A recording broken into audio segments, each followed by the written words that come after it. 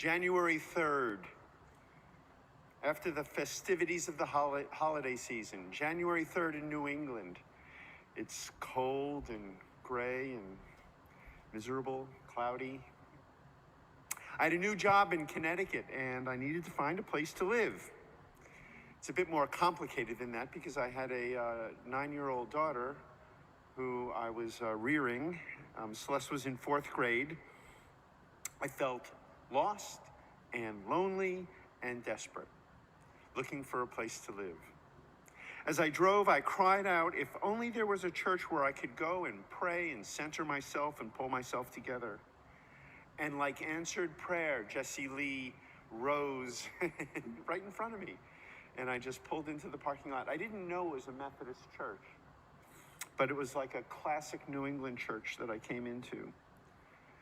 I made my way into the sanctuary and into the altar, and I knelt at the altar and saw these beautiful windows.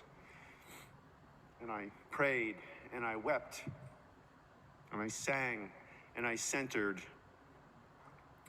The stained glass windows really spoke to me.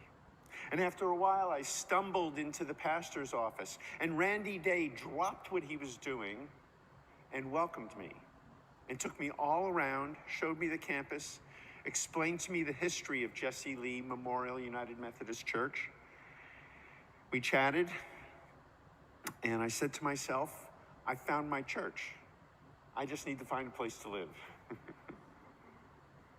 That day I learned about welcome and hospitality at Jesse Lee Church. Celeste and I became regular worshipers at the 9 a.m. service that was led by K.P. Hong. The preaching was excellent, the worship was superb, but there was no music. So a couple of us thought, why not put together an informal choir, no big commitment, just practice a song, smile, and offer some music. The Impulse Choir was born, led by Carol Spalding, and a number of you will probably remember it.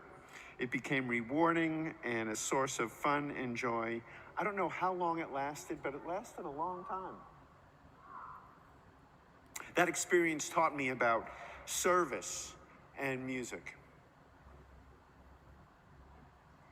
The home was in West Virginia.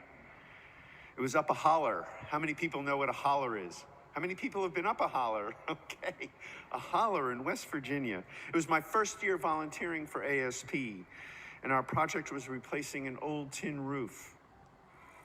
The family was nice. The husband, the father, was disabled but smart and experienced. The first day we stripped off the old tin and left a blue tarp in place, promising to come back the next morning. That night, a rainstorm came up the holler, ripped the tarp off, and drenched the home. It must have been quite a downpour. The next morning, we found our family exhausted, sleep-deprived, soaking wet, and upset. A member of the crew said that it would have been appropriate for them to greet us with a shotgun. We ruined their home. We spent the remainder of the week working to give them a new tin roof, one that could withstand these storms coming up the holler. The father would come up on the ladder. He was disabled, but he'd come up and give us pointers and advice. He taught me how to cut the tin out around the chimney so that it was like a flashing, like its own flashing, if you can imagine that. That roof was constructed with blood, sweat, and tears. At the end of the week, I was devastated, thinking this is not the ministry for me.